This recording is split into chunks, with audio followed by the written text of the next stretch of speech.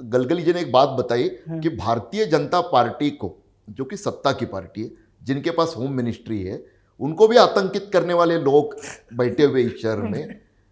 मैं थोड़ा सा उस बारे में इतना कहूंगा, मैं तो कहता हूं संयोग है कि 212 और 211 का उदाहरण दिया गया। गलगली जी ने नहीं, भाजपा के नेताओं ने दिया, उनकी बात मैं कर रहा हूं।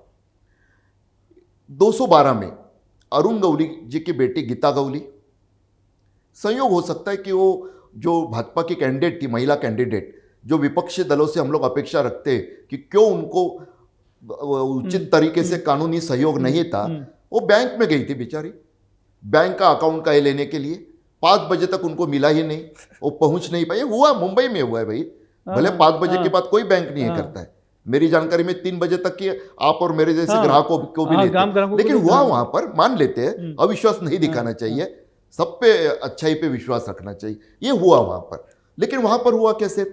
बगल का 211, वहां तो अरुण गौली की बेटी नहीं है वहां पे। और आपको मजे की बात बताता हूं, वहां शरद पवार साहब के जो राष्ट्रवादी है ठाकरे युति के साथ, उनके कैंडिडेट ने भी फॉर्म पीछे ले लिया। अब ये जो है ना, किरीट सोमैया के बेटे नील सोमैया, वहां पे भी किसी ठाकरे के गठबंधन के शरद पवार जो साथी है, उन्होंने फॉर्म ही भरा नहीं।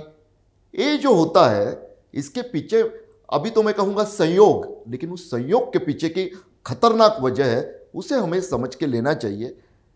इतना अगर, क्योंकि देखिए वहां तो राहुल नार्वेकर जी खुद स्पीकर है उसी दक्षिण मुंबई से जहां पे भाईकल आए, और माफिया डॉन अरुण गौली ही क्यों ना हो, कानून के आगे तो कोई और। जब गौली लड़े थे तब भी थे वही कानून थे, जब उनकी बेटी लड़ रही है तब भी उनके सामने कैंडिडेट थे। भले नाटक करो, लेकिन करो।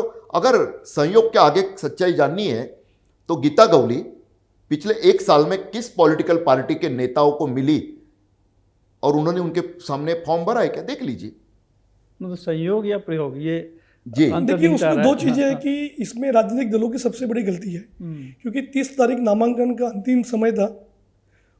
कई लोगों ने रात को 29 तारीख को 2-2 बजे लोगों को एबी फॉर्म दिए। सभी राजनीतिक दलों की ये स्थिति थी कि यहाँ पर बगावत ना हो।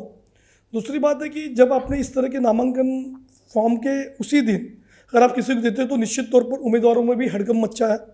सेकेंडली, कई जगह पर उन्होंने एबी फॉर्म देने के बाद वापस लेने की भी प्रक्रिया की। जैसे आपने जो चोरी का आरोप लगाया, एफआईआर तो हो चुका है, जब इसकी जांच होगी तो आपको और कोई सच्चाई आ जाएगी, क्योंकि एबी फॉर्म उन्होंने डुप्लीकेट नहीं, जेरोक्स कॉपी दिया था।